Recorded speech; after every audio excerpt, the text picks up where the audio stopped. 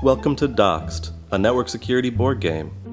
In d0x3d, bad guys have stolen your data, your private, valuable, personal, digital data. As a group, you must hack the network and help each other get your stuff back. Then, escape the network by gathering at the internet gateway and playing a zero-day card to escape together. If you don't all win together as a team, then you get doxed. Doxed is a hacker term that means having your private data posted all over the internet for anyone to see. In other words, you lose. Let's start by setting up the board. First, shuffle the node tiles. Each node is a large square tile representing a piece of network infrastructure or network service. You may arrange the network in any configuration to make the board. Each node has two states, an orange compromised state and a white uncompromised state.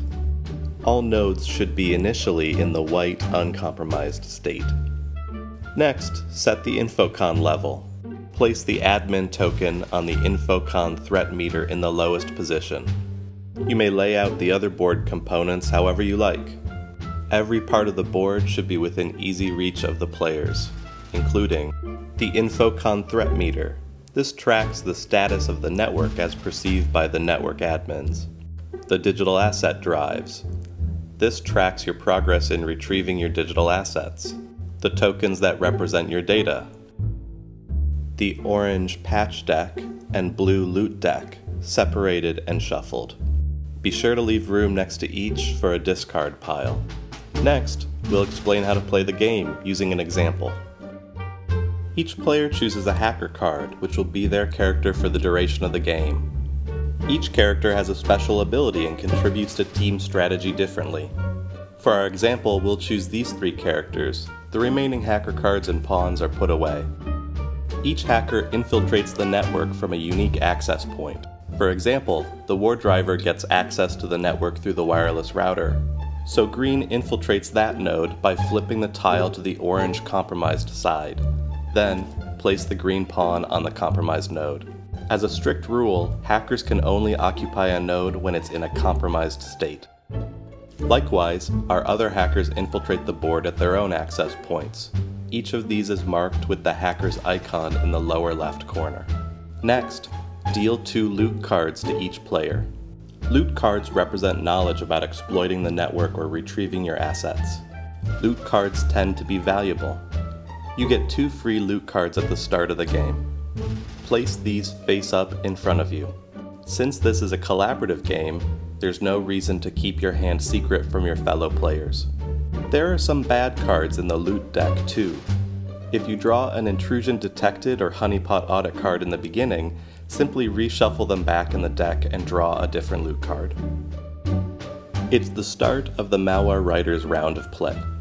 As you can see in the corner of the screen, she holds 2 digital asset share cards.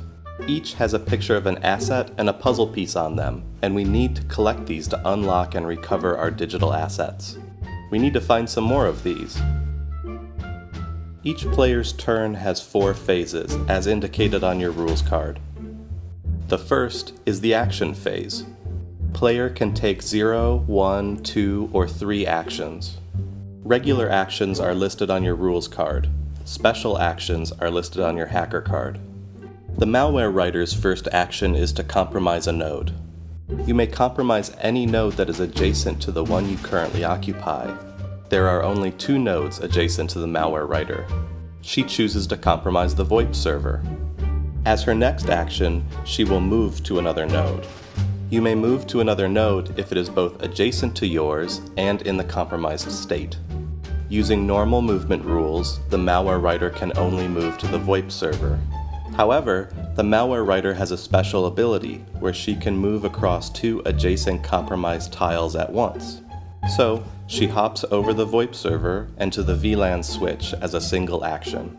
As her third and final action, the malware writer is going to give one of her cards to the cryptanalyst. You may give a card or trade a card as an action with any player on your node. Because the cryptanalyst already holds 2 PII share cards, the malware writer will give her another one. That brings us closer as a group to collecting enough of these to reclaim the personally identifiable information asset. The next phase of the turn is the loot phase. The malware writer gets to draw 2 cards from the blue loot deck. Draw these one at a time, resolving each as it's drawn. First, we draw a financial data share card. Then, we get a new PII share card. This is good. We seem to be collecting a bunch of these. We put both in our hand and go to the next phase. We're done with our action and loot phase and move to the patch phase. During the patch phase, we learn which nodes are getting patched by the network admin. First, we look at the Infocon threat meter. The placement of the admin token instructs us to draw 2 patch cards. We draw these from the orange patch deck, one at a time, resolving each as it's drawn. The first node patched is the IMAP server. The IMAP server is not compromised, so we do nothing. The next node patched is the intrusion detection system node. Again, the node is not compromised, so we do nothing. Both patch cards go to the patch discard pile. At the end of our round, we do a hand check to make sure we have no more than 5 cards in our hand. If we did, we would need to discard until we had no more than 5 cards in our hand. We only have 3 loot cards, so we're done. Now, it's the war driver's turn. First, the action phase. He gets up to 3 actions.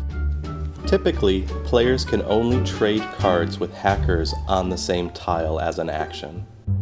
The war driver has a special ability that he can wirelessly communicate with players anywhere in the network and trade with or give cards to hackers remotely.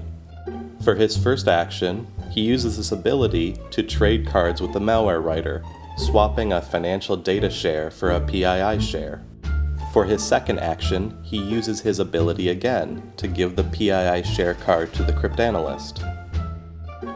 Now, the cryptanalyst has 4 of a kind. This is good. She may be able to use these on her turn to recover an asset. For his third and final action, the war driver compromises a node adjacent to his current position, the backup file server, as a potential escape route should his current node be patched.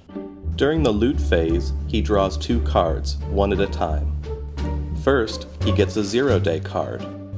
0 days can be played anytime during the game to perform the effect written on the card. On your turn, on someone else's turn, during a patch round, or during a hand check. 0 days can be played anytime, and they are quite powerful. Remember, we need one of these to escape the network to win the game at the end.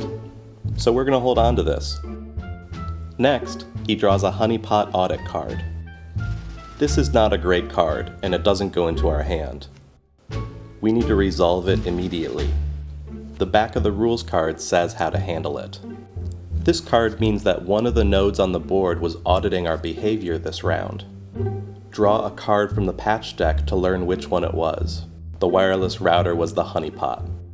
Unfortunately, the honeypot is in the compromised state during this round, which means we've been spotted by the admins. Discard the patch card and the honeypot audit cards and raise the Infocon level. We do this by moving the admin token to the next position on the meter. As you can see from the meter, as the threat level increases, the network admins will patch more and more nodes during the patch round. When we're at the red end of the meter, they'll patch 5 nodes at a time. If the admin token ever gets to the white circle, the admins shut down the network, doxed your data, and you lose the game. Now, it's the patch phase of the turn. The Infocon meter says the admins are again patching 2 nodes. The first is the primary DNS server. It is in the compromised state, so it gets patched and we flip it to its uncompromised state. Our second patch card is for the tablet client. That client node is uncompromised, so we do nothing. Discard both patch cards to the discard pile. Finally, the war driver performs a hand check. He has fewer than 5 loot cards, so he does nothing and his turn ends. Now it's the cryptanalyst's turn. First, the action phase. Action 1. The cryptanalyst compromises the IMAP server, so she flips that node to the compromised state. Action 2. Now that it's compromised, the cryptanalyst moves to the IMAP server. Finally, Action 3.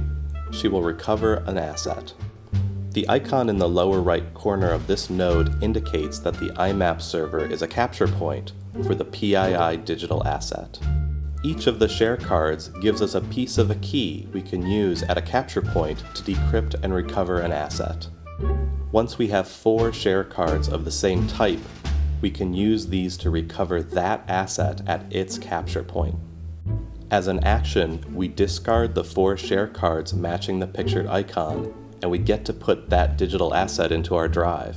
Remember, once we get all the digital assets in our drive, we can escape the network and win the game, so this is a good start.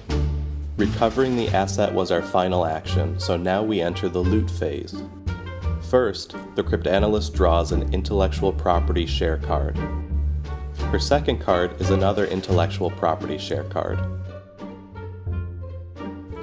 Now, we enter the patch round. The Infocon meter says the admins will patch 2 nodes this round.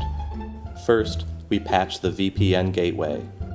It's uncompromised, so nothing happens. Next, we patch the VLAN switch.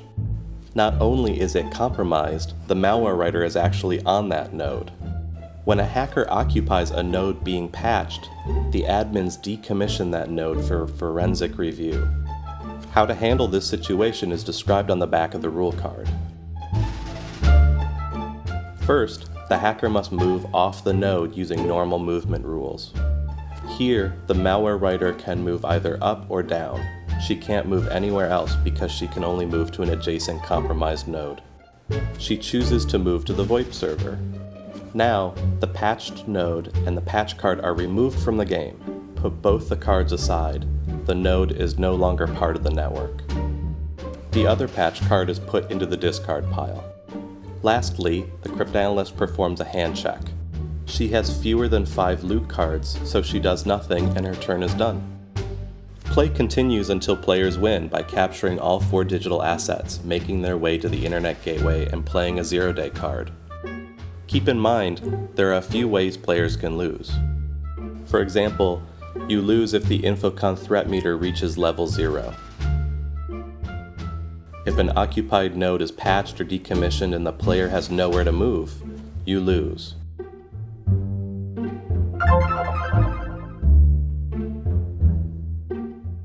You lose if the internet gateway is decommissioned.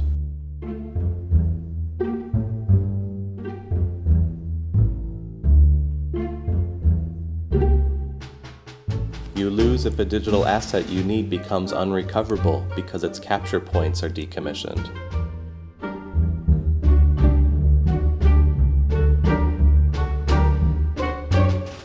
If you run into any problems with the rules, just decide as a group how to interpret them. Thanks for trying out our game. We hope you have fun.